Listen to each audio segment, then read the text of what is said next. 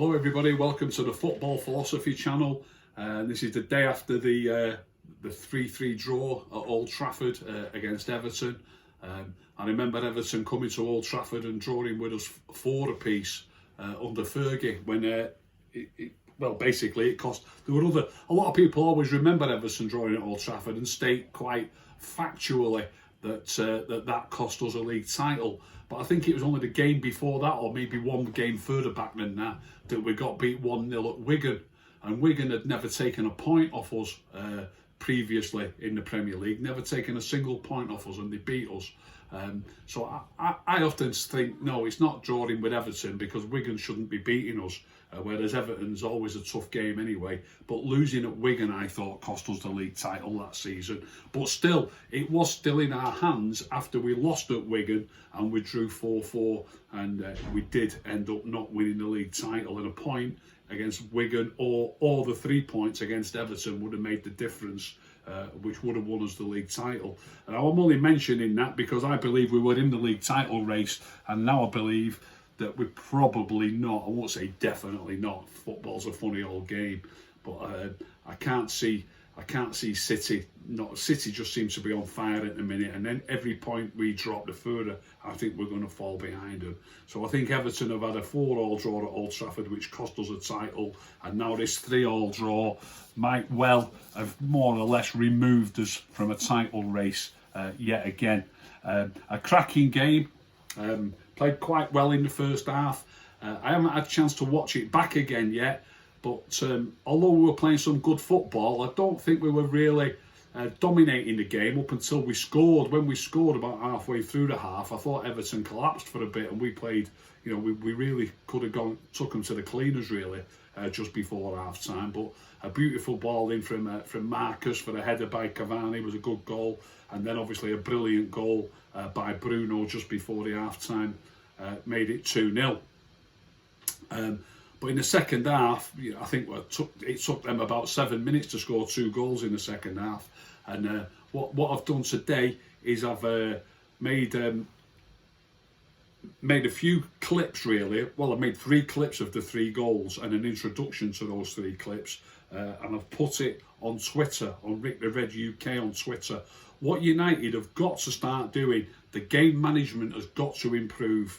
Game management, team shape, and remaining compact. One of the problems we had in the second half, and you'll be able to see the footage that I've put on Twitter, as I say, that will be on Twitter later today. On each of the 3 goals, it comes, in my opinion, not because the defenders are not quick enough, and obviously these are all part of it. They're all these are all circumstances that happen, but you're not always going to be able to win a header. You're not always going to be able to win a tackle or a foot race. De Gea's not always going to be sharp off his line or brave off his line. It's not always going to happen. But what you can get right is you can get your team shape right.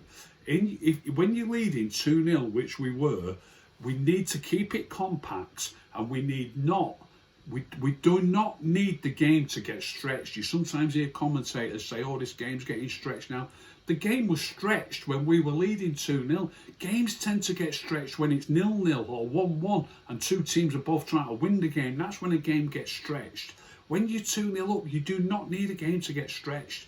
So what we were doing in the second half, and you'll see it on the footage, is we've got Bruno and Cavani pressing their centre-backs far too often, and there's a big gap between the midfield players and the forwards.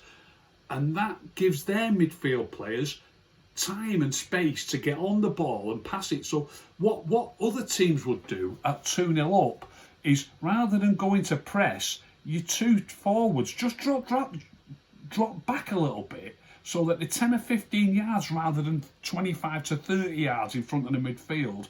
10 or 15 yards in front, make them play around you. Don't let them play through you. And we made it so easy for them to play through us. We need to work on it more. You can tell it isn't worked on properly. I believe you can tell that. The gaps are too big. When managers coaches talk about the gaps between the players and they want them to remain small. I've mentioned this on one of the clips. You've got your back four, and you don't want the gaps to get too big in between the players in the back four. And then you'll see this on despite what they put up. We're playing this formation, that formation, the other formation. This shows in some of the clips. We've got Greenwood, we've got McTominay. Fred has come on by this stage, and you've got Rashford, Greenwood and Rashford on the flanks. It is a four, and it's four across the field, and you don't want the gaps between those players to be too big. But then on top of that, you also don't want, depth-wise, you don't want the gaps to be too big. You do not want a big gap between your defence and your midfield, and you don't want the gaps to be too big between your midfield players and your forwards. If you keep those gaps small, keep your team compact, they can't play through you. They've got to go wide, or you force them back, and it's a very simple thing to do. It's much easier to get those things right. You can do those things right in the blink of an eye. An amateur manager could get those things right. What you can't guarantee is that your centre-half's going to win an header, win a tackle, win a foot race, that your goalkeeper's going to make a brave save. You can't guarantee those things. But if you are determined and you get your players out on the field, you can guarantee that your midfield players or your forwards don't go running up to challenge their centre-backs when the ball's when their centre-backs have got the ball and they're 5 or 8 or 10 yards outside their penalty area, or even a bit further up. They're no danger to us. We don't need to, when we're 2-0 up, we don't need to be pushing up and pressing their defenders, leaving a big gap between our midfield players and forwards. We need that gap to stay small. So we're pressing when we shouldn't be pressing, and we're not pressing as a team. And really speaking, when you people talk about pressing, you don't need to be pressing when you're 2-0 up. Let them come to you. This is what most teams would do. Settle into a shape so that they've got to play through you. If you make the gaps too big, it's too easy for them to play through us. So despite some of the individual mistakes, it's my belief, and as I say, on Rick the Red UK on Twitter, you can see if you go on there, me talking about it, and you can see the footage and the explanation of what we should have been doing better. Now, I've said on there, this isn't a witch hunt against certain players.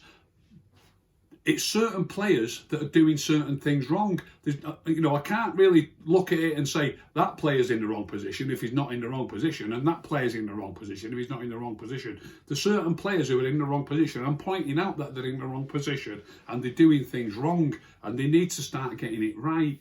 And some people might come in the comments, or some people might go on Twitter and say, look, they've pushed up there, everybody else should push up behind them. It doesn't work like that. It's much easier for you to settle into a compact shape and not all go running up the field. Once somebody sets off running up the field, everybody else can't just go, right, come on, we've all got to run up the field. Much easier. Remain calm, remain solid, stay in shape, and move up and down the field as a team. It's like an organism. Your team moves together. That's how it should be. And our team's not moving together. It's getting too stretched. And when you're 2-0 up, it's an absolute disgrace, that. And we should never, ever have dropped points in that game from being 2-0 up, and again at being 3-2 up.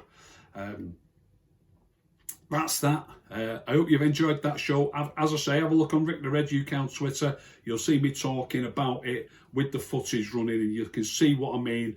And if you don't want to understand it, if you don't want to appreciate what I'm saying, even if you want to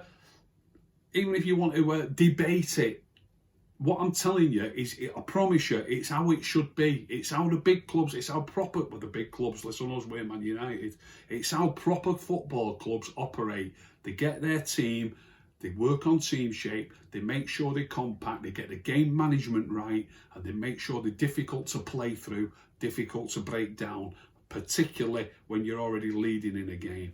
And it's not good enough for us, for Manchester United. It really isn't. We should have got 3 points yesterday. So I hope you've enjoyed that show. If you've enjoyed it, I know it's an horrible subject, being 2-0 up and then 3-2 up, dropping points against Everton at Old Trafford. But even so, if you've enjoyed that show, please tell all your friends. Please subscribe. If you didn't enjoy it, don't say anything. Keep stum.